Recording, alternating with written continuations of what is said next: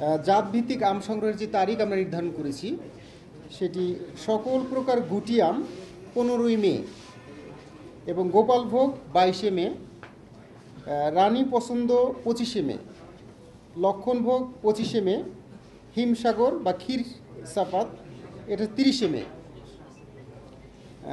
Banana mango বা ল্যাংড়া 10ই June, Amrapali 15ই June এবং ফজলি আম 15ই June, বাড়ি 5ই জুলাই, আশ্বিনা 10ই জুলাই, গৌরমতি 15ই জুলাই এবং কাটিমন এটা সারা বছর এবং বাড়ি 11 সারা বছর।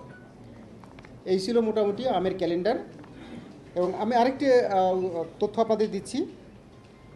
সারা বাংলাদেশে 2,40,000 মেট্রিক টন আম, এটা গত বছরে ছিল।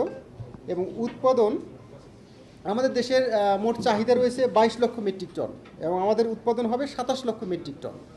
এক্ষেত্রে আমাদের 5 লক্ষ মেট্রিক টন উদ্বৃত্ত থাকবে, যেটা আমাদের রপ্তানি করার লক্ষ্য রয়েছে। গত বছর বিদেশে রপ্তানি হয়েছে 2,194 লক্ষ মেট্রিক টন। এটা মেট্রিক টন বিদেশে রপ্তানি হয়েছে। এই ছিল মোটামুটি তথ্য।